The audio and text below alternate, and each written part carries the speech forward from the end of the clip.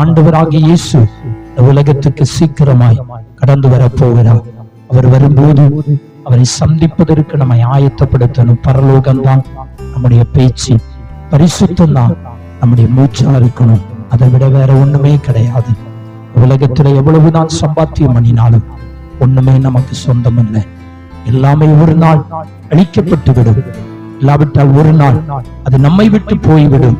ஆனா நம்முடைய ஆத்துமா, விலையேற பெற்ற அந்த ஆத்துமா, தேவனுடைய ராஜ்யத்தை சுதந்திரிப்பதற்கு நம்மை ஆண்டவருடைய கரத்தை நம்மை ஒப்புக் கொடுப்போம். இந்த மாதத்தின் முதல் வாரத்துல வந்திருக்கிறதான நமக்கு ஆண்டவர் கொடுக்கிறதான வார்த்தைகளை தியானித்து நம்ம கடந்து செல்லலாம். முதல் வாரமாய் இருக்கிறதுனால ஒரு வாக்குத்தத்தமான வேத வசனத்தை நாம் உங்களுடைய மத்தியிலே தியானிக்கலாம், இல்லாவிட்டால் பேசலாம் என்று நினைக்கிறேன். வாக்குத்தத்தமான வேத வசனம் நமக்கு அநேகமாய் பழக்கப்பட்டதான வேத வசனமாய் இருக்கும். எனக்கு வசனத்துல நிறைய பாயிண்ட் இருக்கிறது, நிறைய இருக்கிறது. ஒரே வாரத்துல இதை என்ன செய்ய முடியாது, தியானிக்க முடியாது. அவ்வளவு வார்த்தைகள் இதுல இருக்கிறது. கர்த்தர் இந்த மாதம் முழுவதும் நம்மை அற்புதமாய் அதிசயமாய் தொடர்ந்து நடத்தட்டும். ஏசாயா 58 அதிகாரம் 11 வசனம். கர்த்தர் நித்தமும் உன்னை நடத்தி மகா வறட்சியான காலங்களில் உன் ஆத்துமாவை திருப்தியாக்கி உன் எலும்புகளை நினம் உள்ளதாக்குவார். நீ நீர்ப்பாய்ச்சலான தோட்டத்தை போலவும் வற்றாத நீரூற்றை போலவும் இருப்பாய் என்று இந்த வேதவசனம் சொல்லுகிறது. இந்த ஏசாயா என்கிறதான தேவ மனிதன், இல்லாவிட்டால் தீர்க்கதரிசிக்கு ஆண்டவர் கொடுத்ததான வார்த்தை தான் இது என்று வேதம் சொல்லுகிறது. இந்த மாதத்திலே, இந்த 2வது மாதத்திலே, பிப்ரவரி மாதத்திலே கர்த்தர் நமக்கு கொடுக்கிறதான வார்த்தையை நீங்கள் கேட்க வேண்டும்.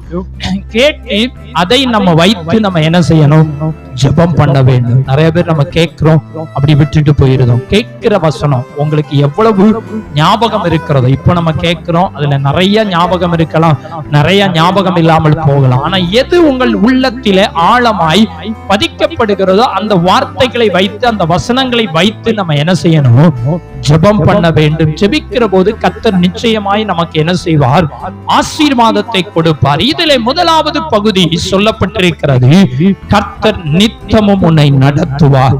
2வது சொல்லப்பட்டிருக்கிறது, வறட்சியான காலங்களில், கோடை காலங்களிலும் ஆத்துமாவை என்ன செய்வாராம், திருப்தியாக்குவார். முதல்ல நடத்துவார், 2வது திருப்தியாக்குவார், 3வது உன் எலும்புகளை நினமுள்ளதாக்குவார். நினம் என்று சொன்னால் கொழுப்பு என்று சொல்லப்பட்டிருக்கிறது.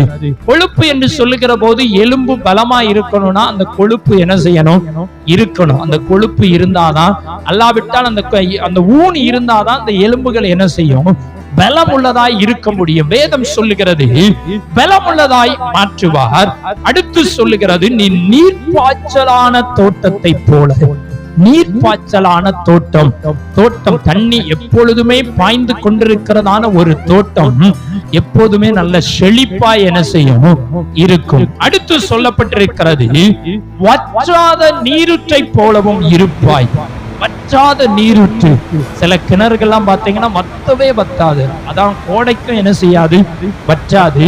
வெயில் காலத்துக்கு வற்றாது, மழை காலத்துக்கு ஏற்கனவே அது வற்றாமல் தான் தண்ணி இருக்கும். ஆனா கோடை காலத்துல எந்த கிணறு வற்றாமல் இருக்கிறதோ அதுதான் வற்றாத நீரூற்று உடையதா என்ன செய்யும், இருக்கும் என்பதை அறிந்து கொள்ள முடியும்.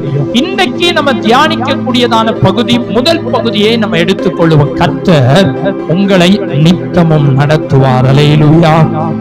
ஆண்டவர் நம்மை நித்தமும் நடத்துவார். பிறந்த நாள் முதல் இதுவரைக்கும் ஆண்டவர் நம்மளை என்ன செஞ்சிருக்கிறாரு, நடத்தி இருக்கிறார். கடந்த மாசம் நடத்தி இருக்கிறார், கடந்த வருஷம் நடத்தி இருக்கிறார், நேற்றைக்கு நம்மை நடத்தி இருக்கிறார், இன்றைக்கும் நம்மளை நடத்தி என்ன செஞ்சிருக்கிறாரு, கொண்டு வந்திருக்கிறார். வேதம் சொல்லுகிறது, கர்த்தர் நம்மை நித்தமும் என்ன செய்வாரா, நடத்துவார். நித்தமும் நடத்துவார் என்று சொன்னால் அதுல பல காரியங்கள் இருக்கிறது. நித்தமும் நடத்துவார் என்று சொல்லுகிற போது இன்னைக்கு நடப்பதற்கு நமக்கு தெரியாமல் இருக்கலாம். நம்முடைய தேவைகளுக்காய், நம்முடைய பிரச்சனைகளுக்காய் என்ன செய்வது என்று நம்ம யோசித்துக் கொண்டிருக்கலாம்.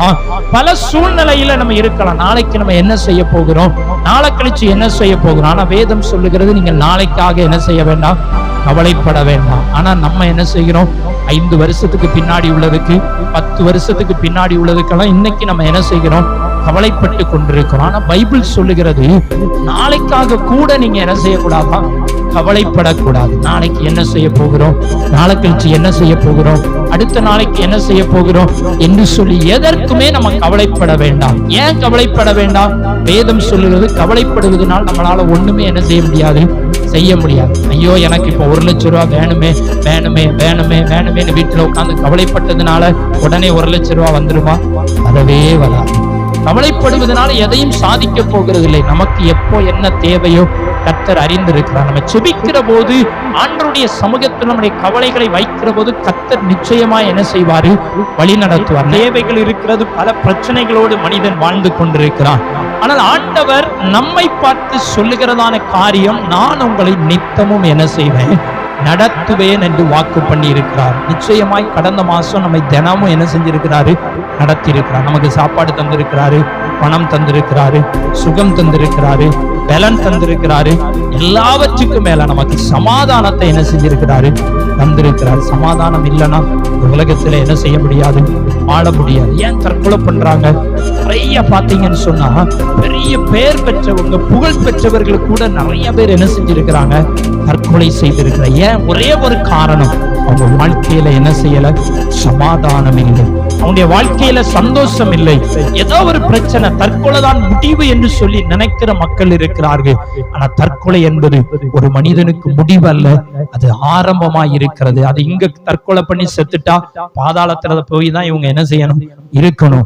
இங்க தானாகவே ஆண்டவருக்காய் மரித்தார்கள் என்று சொன்னா, ஆண்டவரை ஏற்றுக்கொண்டு மரித்தால் பரலோக ராஜ்யத்துக்கு என்ன செய்யலாம்? போகலாம். அது கிறிஸ்தவர்களாய் இருக்கட்டும், எந்த மதத்தில் உள்ளவர்களாய் இருக்கட்டும், தற்கொலை செய்தால் அவர்களுக்குரிய இடம் பாதாளம், நரகம் என்பதை ஜனங்கள் மறந்துவிடக் கூடாது.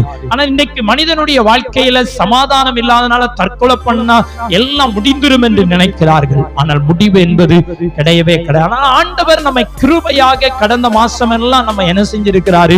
அற்புதமாய் வழி நடத்தி இருக்கிறார். சங்கீதம் 48:14, இந்த தேவன் என்றென்றைக்கும் உள்ள சதா காலங்களிலும் நம்முடைய தேவன் மரண பரியந்தம் நம்மை நடத்துவார். ஆண்டவர் என்ன செய்வாரா? நடத்துவார், நித்தமும் நடத்துவார் என்று அங்கு சொல்லப்பட்டிருக்கிறது.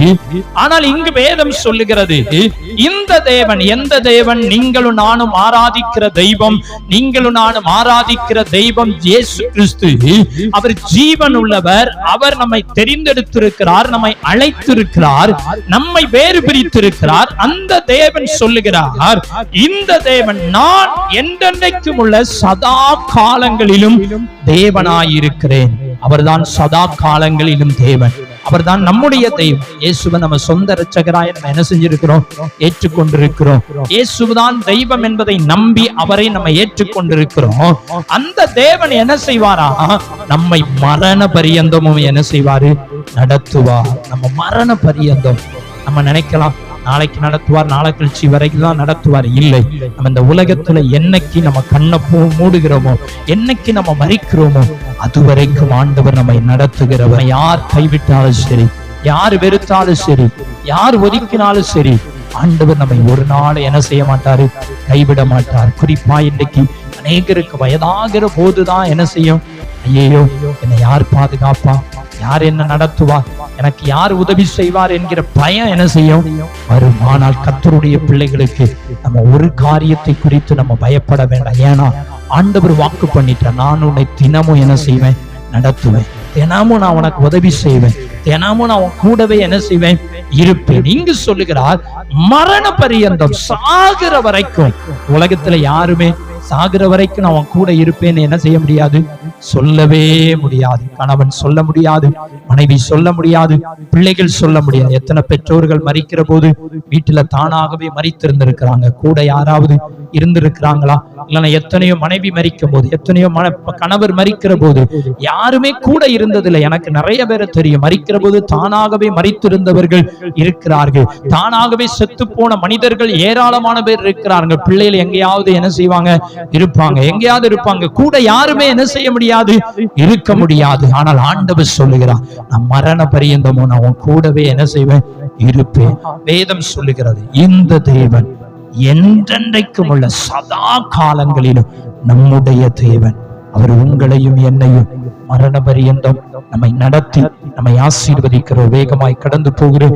ஏசாயா 48 அதிகாரம் 17 வசனத்தை எடுத்துக்கொள்வோம். ஏசாயா 48 அதிகாரம் 17 வசனம்.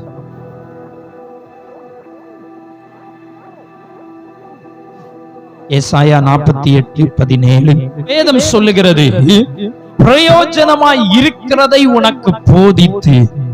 ஆண்டவர் சொல்லுகிறார், முதல்ல பார்த்தோம் அவர் நித்தமும் நம்மை நடத்துகிறவர்.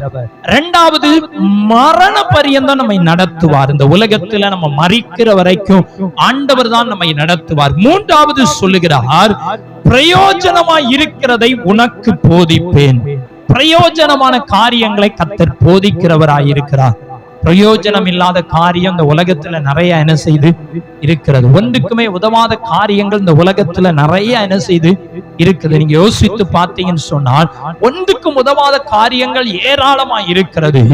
ஆனால் ஆண்டவர் சொல்லுகிறார், நான் உங்களுக்கு பிரயோஜனமான, உங்களுக்கு பயன்படக்கூடியதான காரியத்திலே நான் என்ன செய்வேன், உங்களை நடத்துவேன், போதிப்பேன் என்று ஆண்டவர் சொல்லுகிறார். பிரயோஜனமா இருக்கிறதை உனக்கு போதித்து நீ நடக்க வேண்டிய வழியிலே உன்னை நடத்துகிற தேவனாகிய கர்த்தர். நம்மளால நல்ல வழியில நடக்கணும்னா நடப்பது ரொம்ப கஷ்டம். இன்னைக்கு உலகம் தீமையினால நிறைந்திருக்கிறது. தீமையான உலகத்துல மனிதர்கள் என்ன செய்யறாங்க, வாழ்ந்து கொண்டிருக்கிறாங்க. எங்க பார்த்தாலும் தீமை நிறைந்திருக்கிறது. எங்க பார்த்தாலும் நல்ல வழி இல்ல. ரெண்டு வழி இருக்கிறது, ஒன்று தீமையான வழி, இனி ஒன்று நல்ல வழி இருக்கிறது. ஆனால் மனிதர்கள் அதிகமான பேர், பெரும்பாலான பேர் நடக்கிற வழிகள் இன்னைக்கு என்னன்னு சொன்னா தீமையில தான் என்ன செய்யறாங்க, நடக்கிறாங்க. அநேக மனிதர்கள் இன்னைக்கு தீமையான வழிகள்ல நடந்து கொண்டிருக்கிறார்கள்.